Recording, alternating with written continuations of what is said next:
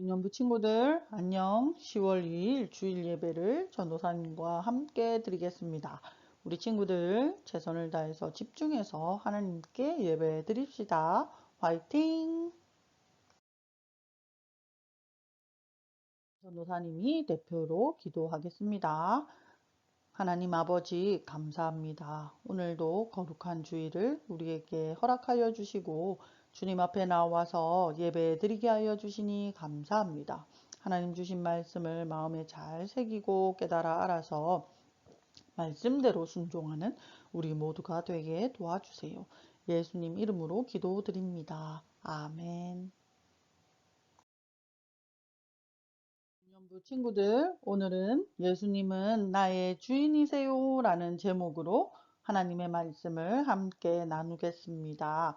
오늘 본문 말씀은 마가복음 8장 27절부터 38절까지 말씀입니다. 유년부 친구들, 우리가 사는 공간에는 수많은 길이 있어요. 하늘에는 비행기가 날아다니는 항로가 있고, 바다에는 배들이 지나다니는 해로가 있어요. 마찬가지로 육지에도 출발지에서 목적지를 향해 가는 도로가 있어요. 그런데 어느 길이든 내가 가고 싶다고 해서 길을 함부로 내거나 마음대로 아무렇게나 만들 수는 없어요. 원하는 목적지를 향해서 바르게 길을 찾아 나가야 해요. 우리가 제자의 삶을 살기 위해서는 예수님께서 말씀하시는 제자의 길을 걸어야 해요. 그 제자의 길이 어떤 길인지 함께 살펴보도록 합시다. 예수님은 많은 병자들을 고치셨어요. 또한 귀신을 쫓아내시며 이적을 행하셨지요. 그러자 많은 사람이 예수님에 대해 궁금해하며 여러 소문이 나기 시작했어요. 예수님은 이것을 아시고 빌립보 가이사라에서 제자들에게 사람들이 나를 누구라 하느냐라고 물어보셨어요. 제자들은 사람들이 예수님을 세례 요한, 엘리야, 그리고 선지자 중에 한 사람이라고 생각한다고 말했어요. 사실 이와 같은 사람들의 생각과 표현은 예수님이 정확히 누구신지를 모르는 말이에요. 예수님은 세례 요한, 엘리야나 선지자 중에 한 사람과 동등하실 수 있는 분이 아니세요. 이보다도 훨씬 더 크고 높으신 분이랍니다.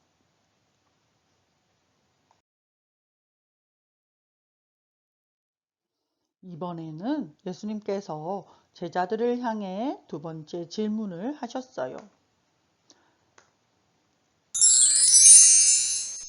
너희는 나를 누구라고 하느냐?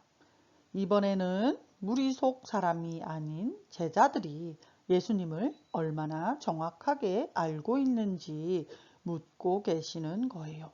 그때 베드로가 이렇게 대답해요. 주는 그리스도십니다. 유년부 친구들, 주라는 말은 나의 인생의 주인, 나의 영혼의 주인, 나의 모든 것의 주인이라는 의미를 갖고 있어요. 그리스도라는 말은 신약 성경에서 사용된 헬라어로 곧 기름 부음 받은 자로 메시아를 가리켜요. 베드로는 예수님이 누구신지 정확하게 말했어요. 그토록 구약에서 기다리던 메시아 그분이 바로 예수님이시라고 정답을 말했던 거예요. 많은 무리는 예수님을 세례 요한, 엘리야나 선지자 중 한 명이라고 대답했지만 베드로는 주는 그리스도십니다 라는 말로 바르게 고백했어요. 우리를 회복하실 그리스도 메시아가 바로 예수님이심을 알아보았고 이처럼 놀라운 고백을 할 수 있었어요. 그런데 예수님은 베드로의 고백을 들으시고 이것을 아무에게도 말하지 말라고 경고하셨어요. 그 이유는 예수님에 대해 오해하는 사람들이 많았기 때문이에요. 이스라엘 백성들은 거의 1000년 동안 주변의 강한 나라들로부터 식민지로 점령을 당하기도 하고 포로로 끌려가기도 하고 목숨을 빼앗기는 등 매우 힘든 시기를 보냈어요. 사실 하나님만을 섬겨야 하는 이스라엘 백성이었지만 우상을 섬기고 하나님의 말씀대로 살지 않아서 하나님께서 열강의 제국들을 통해서 그들을 징계하신 것이었지요. 그래서 이스라엘 백성은 자신들이 받은 고통과 수모의 역사 때문에 그들을 세계 최강으로 만들어줄 분으로 메시아를 기다렸어요. 메시아가 오셔서 이스라엘을 억압하고 점령하던 제국을 몰아내고 해방시켜 나라를 강력하게 세워주기를 간절히 바랬던 거예요. 그런데 이것은 전혀 성경적이지 못한 사람들이 바라는 잘못된 메시아에 대한 생각이었어요. 예수님은 강력한 힘과 권력으로 통치하여 대적을 이기시고 로마 식민지에서 벗어나게 하시는 그런 방식으로 오신 게 아니에요. 오히려 그 반대로 오셨답니다.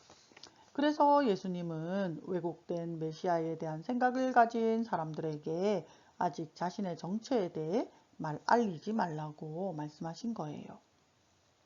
하지만 제자들에게는 어떠한 방식으로 메시아의 사명을 감당하실지 정확하게 말씀해 주셨어요.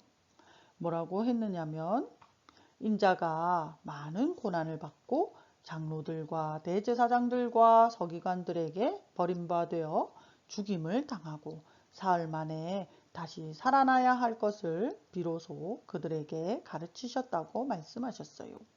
메시아이신 예수님께서 그 사명을 감당하시는 일은 바로 십자가에서 죽으시고 3일 만에 부활하는 방식으로 행하신다고 말씀해 주셨지요. 예수님의 그 말씀을 들은 베드로는 무척 당황한 나머지 예수님을 붙들고 항변하기까지 했어요. 항변이라는 말의 뜻은 꾸짖다, 또 책망하다, 비난하다라는 의미예요. 도대체 왜 베드로가 예수님의 말씀에 당황하여 예수님께 항변하기까지 했을까요? 또 이스라엘 백성들과 마찬가지로 예수님께서 강력한 왕으로 이 땅에 오셔서 모든 이방 세력들을 물리치고 또 이스라엘을 강력한 나라로 세우기를 바랬던 거예요. 그래서 제자인 자신도 그 과정의 한 몫을 담당해서 한 자리를 얻을 수 있을 거라고 생각했어요. 그런데 예수님께서 죽으신다고 하니 너무너무 화가 나서 이렇게 예수님께 항변했던 거예요. 그때 예수님께서는 베드로에게 이렇게 말했어요. 사탄아, 내 뒤로 물러가라. 너는 하나님의 일을 생각하지 않고 사람의 일을 생각하는도다 라고 말씀하셨어요. 우리 친구들, 예수님은 자신의 계획과 욕심을 앞세우던 제자들에게 다시 한번 말씀으로 알려주셨어요. 무리와 제자들을 불러 이르시되 누구든지 나를 따라오려거든 자기를 부인하고 자기 십자가를 지고 나를 따를 것이니라. 예수님은 진정한 제자가 되기 위해 두 가지를 말씀해 주셨어요. 그 첫 번째는 자기를 부인하라 말씀하셨고, 그리고 두 번째는 자기 십자가를 지라고 말씀해 주신 거예요. 예수님의 진정한 제자의 모습은 나의 욕심과 꿈을 따라 살아가는 사람들이 결코 아니에요. 혹시 나는 베드로의 욕심처럼 하나님의 계획을 막으려고 했던 적은 없나요? 하나님의 일보다 나의 꿈이 앞섰던 적은 없나요? 내 생각과 다르다고 해서 교회를, 예배를, 나의 신앙을 뒤로 미룬 적은 없나요? 하면 오늘 말씀을 통해 예수님만을 위해 살겠다고 결심하며 나의 욕심을 포기하도록 합시다. 참된 제자의 삶을 살 수 있게 성령님께 도움을 구해 봅시다. 예수님을 위해 내가 헌신하고 희생할 수 있는 것이 무엇일지 생각해 봅시다. 그리고 기도하며 실천하기를 바랍니다. 자기 십자가를 지고 예수님만을 철저하게 따라가는 참된 제자가 되기를 전도사님은 간절히 바랍니다. 우리 친구들 마지막으로 힘차게 예수님을 나의 주인으로 고백하며 말씀을 마무리하겠습니다. 다 함께 고백합시다. 시작! 주는 그리스도십니다. 아멘.